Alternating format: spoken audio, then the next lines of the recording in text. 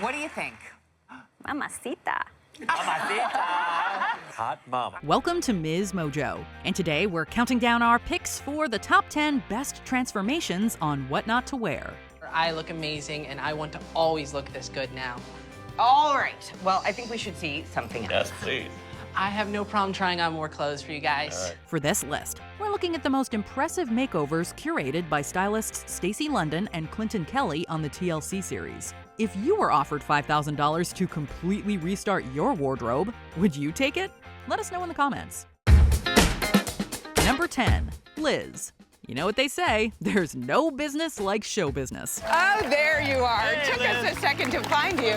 Oh, yeah, come here. Lizz has 9 kids and is a stage mother to boot. She struggles to find her own personal identity in her style and often dresses in revealing or form-fitting clothes in inappropriate settings. I don't want to look matronly or older. There was a time when I could pull off a younger look, and then I spent a great deal of time being pregnant. Right. Sure. So the look I haven't caught back up to where I need to be. Stacy and Clinton help her find pieces that are more classy than trashy, and trash her old wardrobe in the meantime. By the end of the makeover, Lizz loves her new look. She's able to showcase who she is with her new clothes, and her nearest and dearest are fans as well. You look rich and relaxed and confident. And classy. Yes. And yes, I do. I look classy. Number 9, Rihanna, Taylor, and Megan.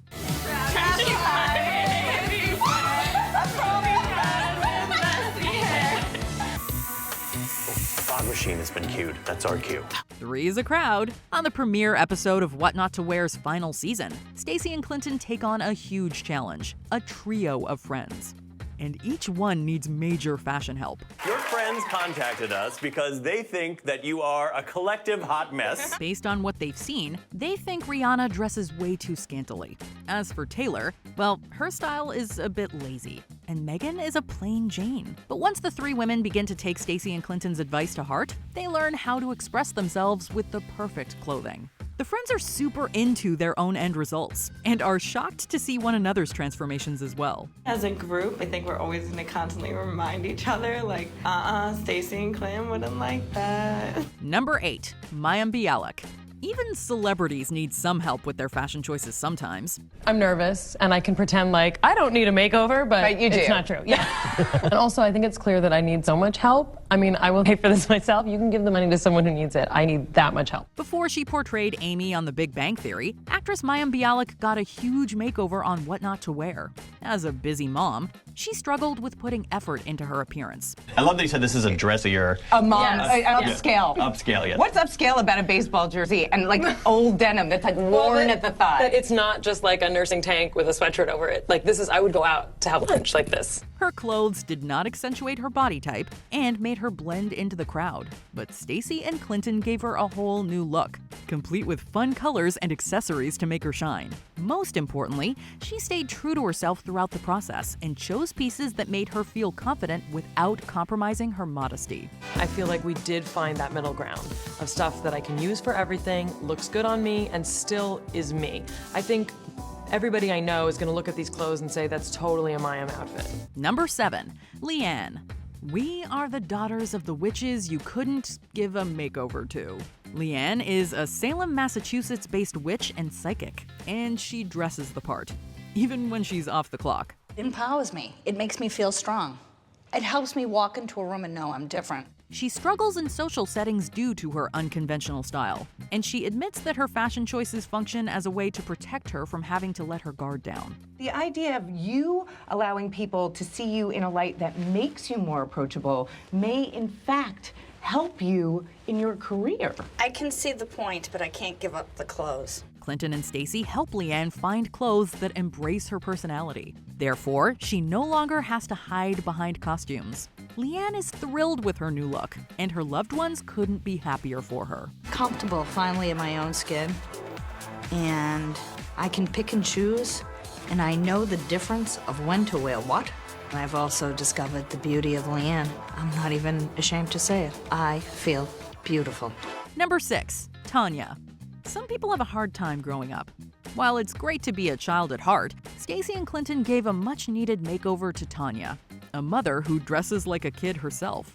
She even confesses to wearing her 17-year-old daughter's clothes. When we share our clothes, it saves us a lot of money. We understand that, the economics of that, but you know, there's a big difference between who you are and what you do and who she is and what she does, and never the twain are going to meet. Worst of all, she sports a frog costume, the mascot outfit for her very own business, in meetings. It's far from CEO-level attire. When I meet somebody and tell them about the program, they love the program so much that they don't even look at how I'm dressed. Oh, see, You know, you it's don't like- think they notice? I don't know, for me, it's like they don't because they like everything that I do. During her time on What Not to Wear, Tanya finds a style that makes her feel confident and mature, and one that uses the color green appropriately. Has that been made clear to you, that you can do this on your own? Yes, I can definitely do this on my own. I can put this together. I got this. Number 5, Casey. I think for me, I'd love to have some shape to me. I'd love to have kind of that feminine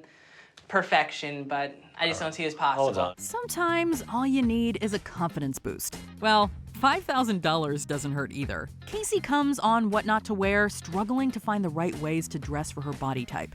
As a transgender woman, she often feels insecure with her proportions and needs help shopping for pieces that accentuate her shape. Why'd you put the vest on? Because without the vest, I kind of have a little bit of a stomach. All right, I see where you're coming from. We understand that. You're cinching your waist. Yes. There are other ways to do that besides a khaki vest. Stacy and Clinton show her that you don't need to wear vests to accentuate your waist, and that her figure is perfect the way it is. By the end of her makeover, Casey finally feels comfortable calling herself pretty. If that's not an amazing transformation, nothing is. This is the first time I think I've been able to look in the mirror and not even care what anybody else says. I'm looking in the mirror and I know I'm gorgeous. Number 4, Maria.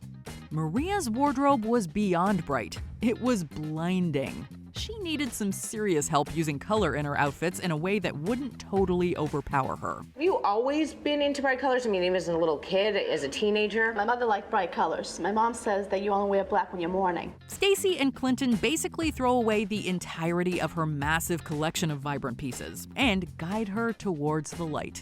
But in this case, the light is the color black and other neutrals. See that? You see, now, did we take color away from you? No, I still have my hot pinks. Yeah. I love it. And it's so much more impactful when it's done like this. Maria is such a good sport throughout the process and learns to love the new rules of fashion. Stacy and Clinton even kept in touch with her over the years. And yes, last we heard, she was still following their advice. Guys, professors, mission accomplished. You get a serious A+.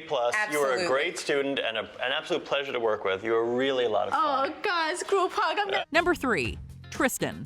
Where's Pauly D? Are we on the wrong reality TV show? New Yorker Tristan wants nothing more than to be a Jersey Shore girl, and she dresses like it. She always looks ready for the club. I like getting attention. You're fine with walking into a club and everybody staring at you. Yes. You're fine with that. Yes. And it takes a while before she learns to compromise and embrace Stacy and Clinton's advice. But after trying on some new things, she begins to change her tune. It was hard for me to admit that Stacy and Clinton were right. I did start to think about, like, maybe there is a possibility that I can still be sexy with being more covered up. Tristan realizes that she can feel sexy without having to show as much skin as she's used to. She ends up with more grown-up clothes that make her feel great. I have realized it can still be sexy, but more inconspicuously. It can be low cut, but it doesn't have to be cut down to my navel area. Overall, it was definitely a great experience. Number 2, Amanda.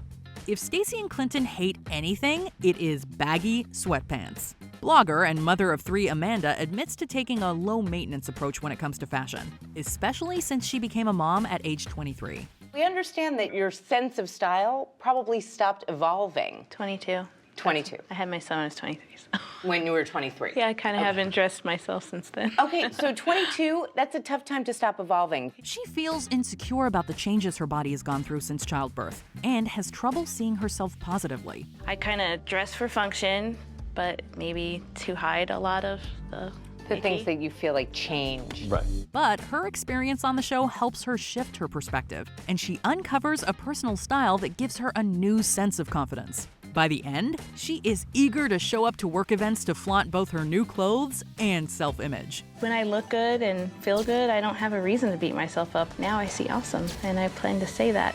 Before we continue, be sure to subscribe to our channel and ring the bell to get notified about our latest videos. You have the option to be notified for occasional videos or all of them. If you're on your phone, make sure you go into your settings and switch on notifications. Number 1. Dawn.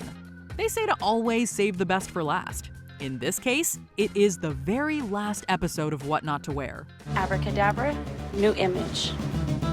Check this out. Stacy and Clinton spotted Dawn walking around the casino in Las Vegas in head-to-toe lace.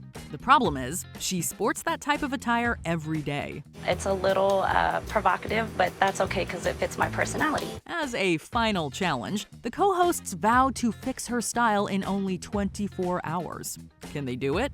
Of course they can. Dawn is a little hesitant at first, but eventually comes around to the idea that she can show off her figure in covered-up clothes. Her transformation is so impressive and perfectly ends a series that impacted so many lives. The makeover in 24 hours was exhausting, but the ending of it all was worth all of the exhausting moments. You know, I'm truly grateful for what they've done for me. I never thought it could ever happen, and I'm thankful. Do you agree with our picks? Check out this other recent clip from MsMojo. And be sure to subscribe and ring the bell to be notified about our latest videos.